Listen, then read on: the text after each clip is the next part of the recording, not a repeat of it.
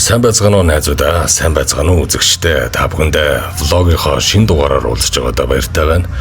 Энэ удаагийн дугаараар хөлбөмбөгийн дэлхийн авраг шалгаруулах тэмцээний албан ёсны зохион байгуулагч орн болох Канада улс тэр дундаа Торонто хотод хөлбөмбөгийн дэлхийн авраг шалгаруулах тэмцээний эргэн тойронд болж байгаа элдв үйл явдал болон мөн хөлбөмбөгийн дэлхийн авраг шалгаруулах тэмцээнээс гадна Торонто хотод өөр ямар арга хэмжээнүүд зохион байгуулагдаж байгаа талаар бичил сурвалжлага мэдээлэл хүргэхээр энэхүү дугаарыг бэлтгэн хүргэж байна.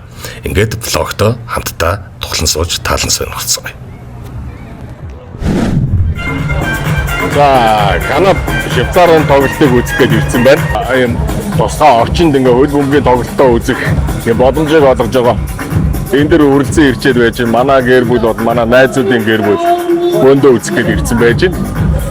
Одоо тоглолт бол 3-аас эхэлнэ. Тэгээд дор хаяж цаг 30 минутын өмнө ирээд одоошоогоо нэвтэрсэн байх хэрэгтэй гэдэг. Тэгээд ороод ирсэн байж байна. Өнөөдөр Канада хожих байхаа гэж бодоод Канадахаа багийг дэвчгээд ирсэн байж байна. За энэ бол Harbour Front Center гэж хотын төвд Онтарио нуурын эрэг дээр байх энэ хэсэгт хөлбөмбөгийн дэлхийн авраг шалгаруулах тэмцээнийг үзэх Canada Soccer House гэдэг орчныг бүрдүүлсэн байна. За зөвхөн тоглолт үзэхээс гадна энэ газрыг зорин ирсэн хүмүүст хүүхдүүдэд зориулсан олон арга хэмжээнүүдийг ивент итгэгч хамтран зохион байгуулагч газруудаас зохион байгуулж байгаа юм байлээ. За бид ч гэсэн бас яаж зүгээр хурд хүч авахарсан байгаа сорил явж байлаа. За одоо энэ жишээлбэл Канадын логон дотор том жижиг хичнээн бөмбөг байгааг тааж болох юм байлээ. За мэдээж зөв таасан хүнд маш өндөр шагналтай гэдэг янз бүрийн шагналуудыг бас амласан боловч одоогийн байдлаар зөв таасан хүн олдоогүй байсан. Усан дээр хөвдөг хөлбөмбөгийн талбай. За харин энэ бол Онтарио нууран дээр хөвж байгаа хөлбөмбөгийн талбай. Хамгийн хүмүүсийн сонирхож байгаа эрэлттэй тоглоом 6-аас 10 хүнтэй 2 баг урьдчилан захиалаад тодорхой цагаар өрсөлдөж байгаа юм байлээ. Тоглох захиалга нь 7 өдрийн өмнөөс одоо захиалга нь дүүрсэн байсан учраас бид зөвхөн гаднаас нь хараад өнгөрч явах жишээний. Энэ мэтчлэн олон сонирхолтой арга хэмжээнүүд нь зорин ирсэн хүмүүст хүүхдүүдэд хөлбөмбөгийн холбогдлолтой маш олон сонирхолтой дурсамж, маш олон сонирхолтой үйл явдлуудыг бий болох боломжийг бүрдүүлсэн байдаг юм байлээ.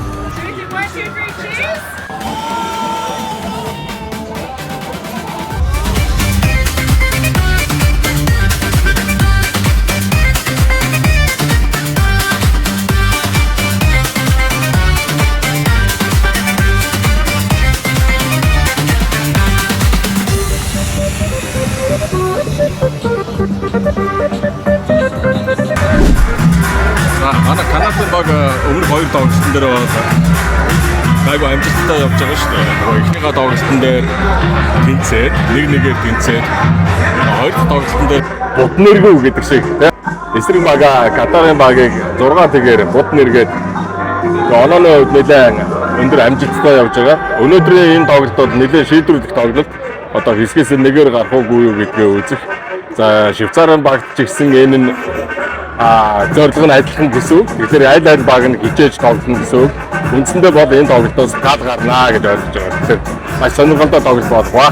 Ингээд Go Canada.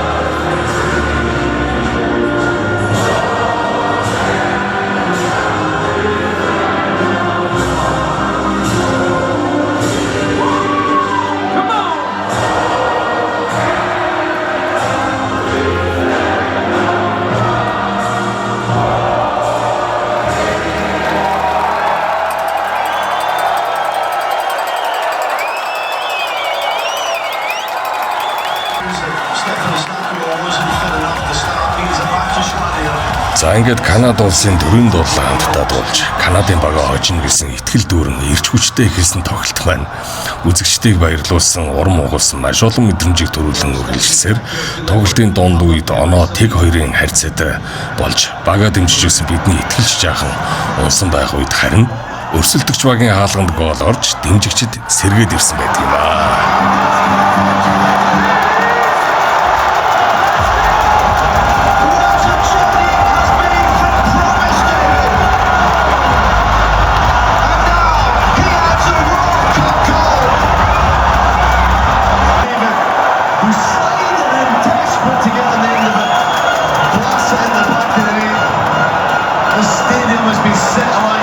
A few moments later.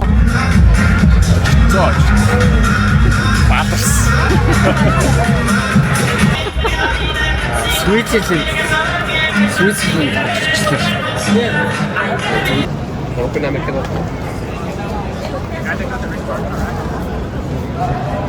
Юг дэмжижээ. France.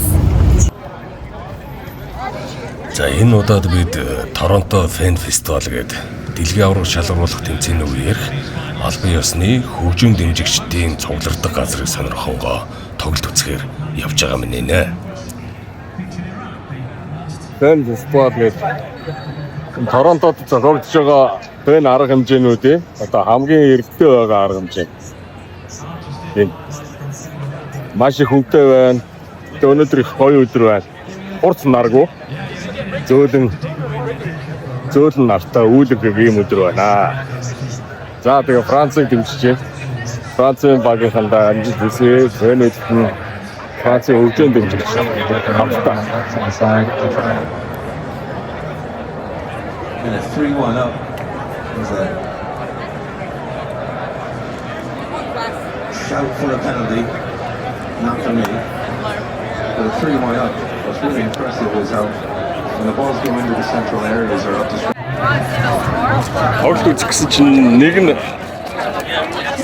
зэрэгт нь яг нарны өөдөөс харж таарад.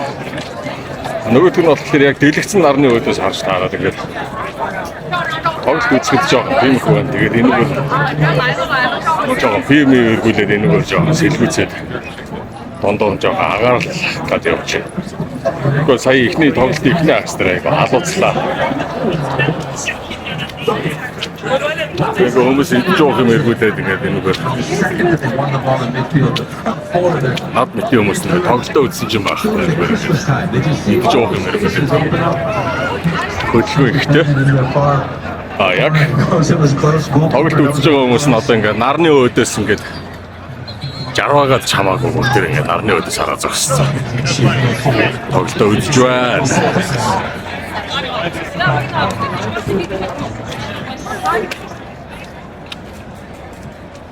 Sneaks back a touch. It's near perfect precision. You see what the goalkeeper's hand is, if that's outside, it's in. Хөлөмтгий. Халуун наранд чи байж чаддгүй. Авчтаад байдаг төрлийн юм баггүй. Тэгээд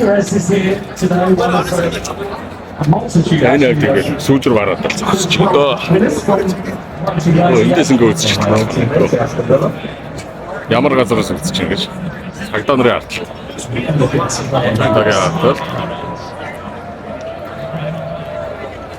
Elegant human being.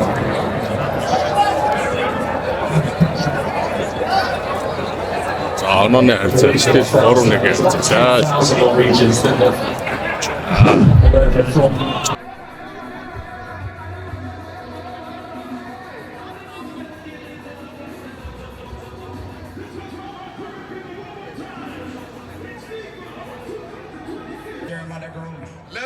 Торонто хотод болсон бүх тоглолтууд болон дэлхийн авраг шалгаруулах тэмцээний бусад тоглолтуудыг шууд дамжуулахаас гадна тоглолтын завсраар DJ set, урлагийн тоглолт, замун хөгжим дэмжигчдийн дунд зохион байгуулагддаг уралдаан тэмцээн гэх мэт маш олон арга хэмжээнүүд зохион байгуулагддаг юм байлээ.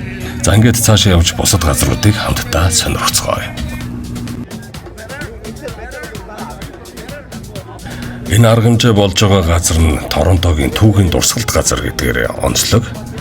За мөн хөлбөмбөгийн стадионоос явган яваад хэдхэн минут алхаад хүрээд ирдэг ойрхон зайд байрласан учраас энэ орчин бол үндсэндээ 6 сарын 11-ээс буюу хөлбөмбөгийн дэлхийн аварга шалгаруулах тэмцээн эхэлсэн цагаас финалийн тоглолт дуусах хүртэл өдөр бүр улс улсын фанатууд дүүрсэн тэр чигээрээ хөлбөмбөгийн уур амьсгал мэдрэгдсэн хамгийн шилдэг хэсэг гэж хэлж болно.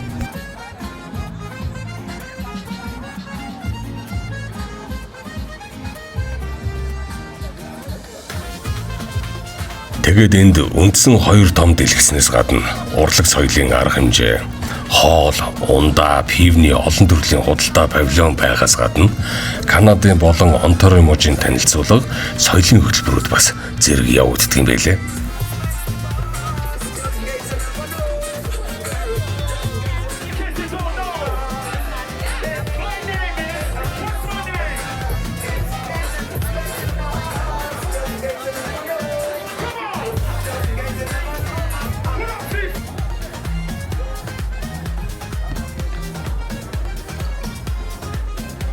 За хүүхэд болон гэр бүлд зориулсан бүсүүд олноор байгуулагдаж, за тэр дундаа хүүхдүүдийн дунд хөлбөмбөгийн тэмцээнүүд хэд хэдэн газар явагдаж байна.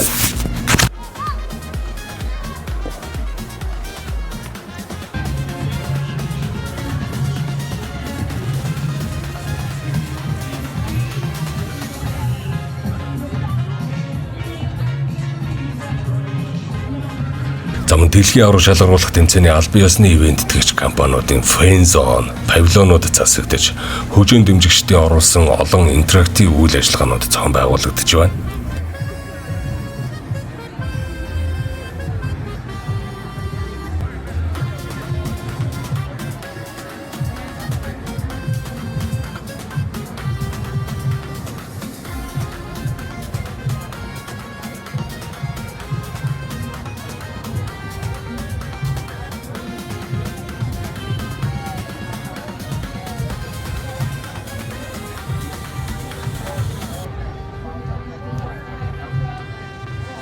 За фэн фестивал дээр хөгжийн дэмжигчдэд зориулсан албан ёсны FIFA дэлгүүр ажиллаж, дэмжиж байгаа багийн өмсгөлөөр гоёх, гангарах боломжийг ч мөн олгосон байлээ.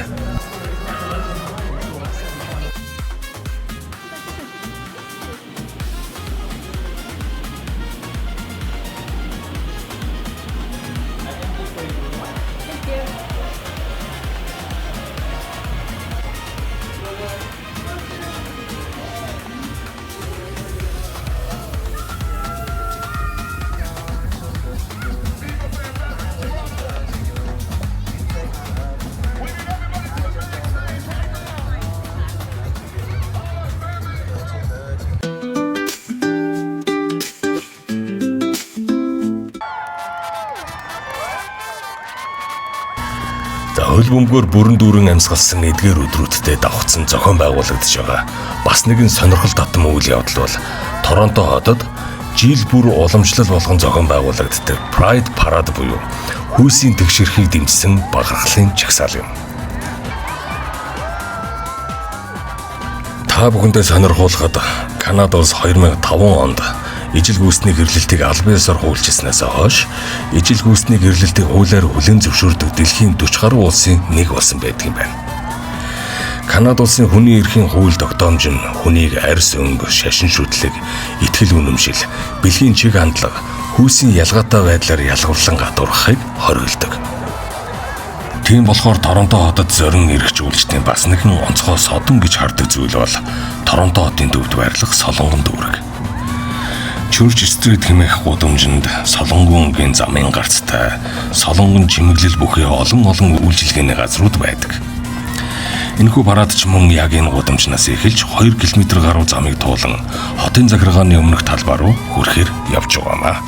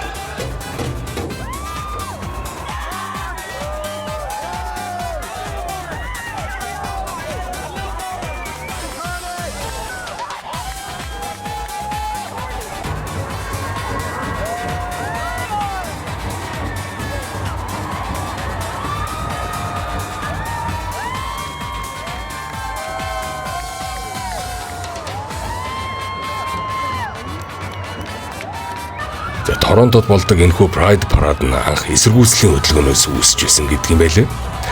1970-80-ад онд энгийн амьдралд ялгаатай хүмүүсийг хавчдаг, ажлаас нь халдаг, гадуурхдаг үйлдэлүүд нийтлэг байсны дээр цагдаа хууль эрх зүйн хүрээнд хүйсийн ялгаатай байдлын эсрэг хүчтэй ажиллагаанууд явагдаж ирсэн байдаг юм байна.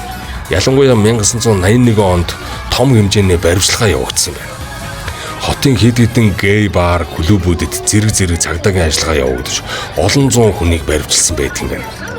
За тэгээд тэр баривчилгааны маргаашнаас хүмүүс энэ арга хэмжээг хүчтэй эсэргүүцэж хэдэн зуун хүн гудамжинд гарч эсэргүүцлийн илэрхийлэн цагдаагийн төв байрлуулж агссан өдрөөс хойш энэ жигсаал эрхчлөө хүний эрхийн төлөө хөдөлгөөн болж жил бүр зохион байгуулагддаг болсноор 45 дахь жилийнхаа нүрийг өнөөдөр үзэж байгаа нь энэ байна.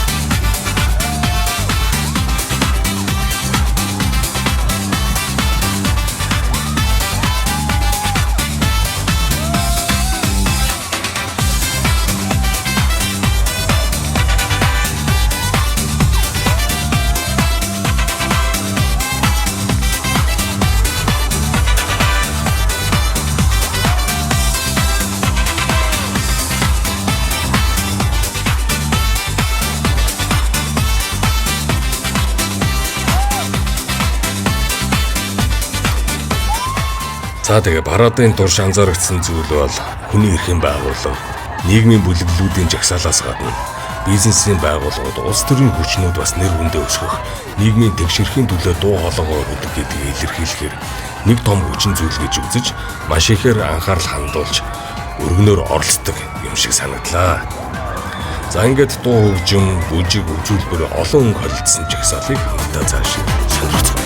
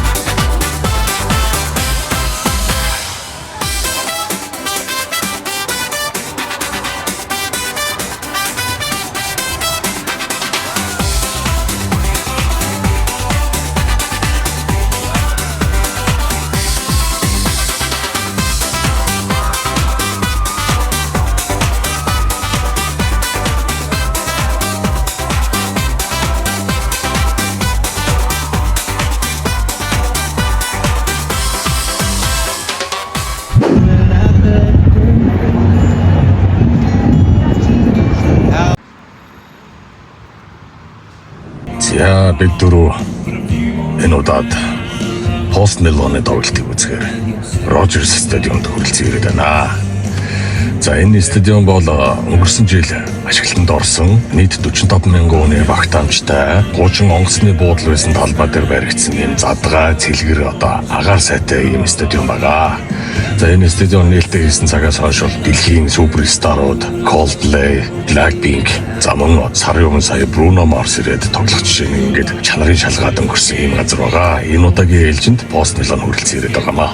За одоо энэ Пост Миланы тоглолтын тайзны бэлтгэл ажлууд болон үндсэндээ хийгдээд дуусчих шиг байна.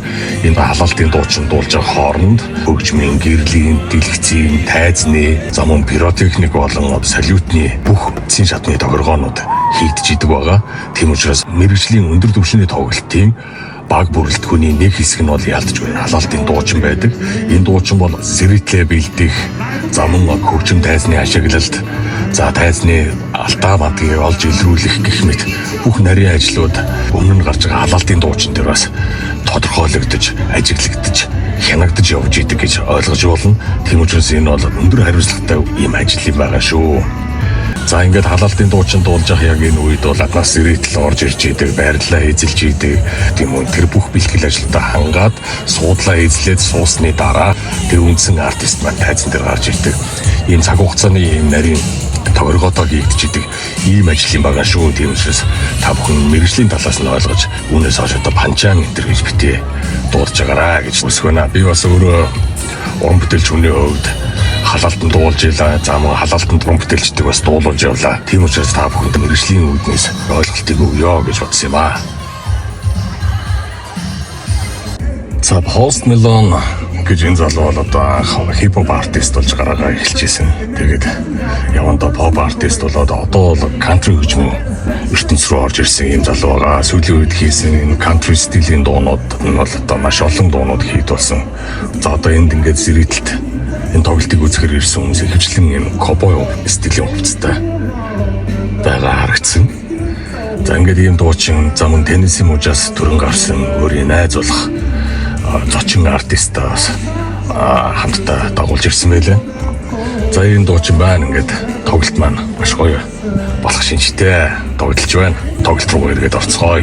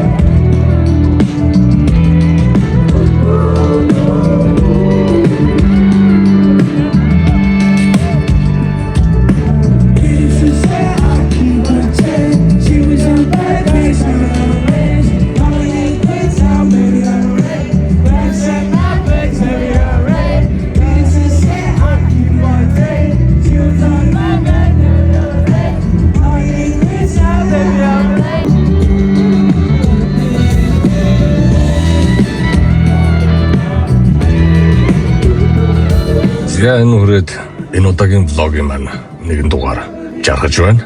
Ингээд энэ удаагийн дугаараар та бүхэндээ Торонто хотын сүүлийн 10-14 хоногийн хугацаанд болж өнгөрсөн үйл явдлуудыг хурангуулж багцлан сонирхолж байгаамаа. Ингээд Канада, Швейцарын баг гэхлээр та бүхэн он сар цаг хугацааны үед хизээ болсон тоглолт үлээ. Хэдэн хоногийн өмнөх бичлэг одоо энд гарч байгаа үлээ гэдгээ та бүхэн хөөгд олцгож болно. Тийм учраас та бүхэндээ Торонто хотын хөл бөмбөгийн дэлхийн арга шалгаруулах тэмцээний эргэн тойронд болсон бусад үйл явдлуудыг багслан хурангуулсан энэ удаагийн дугаараар мэдээлэл болон хүргэлээ. Ингээд дараагийн дугаараар уулзлаа. Түр баярлалаа.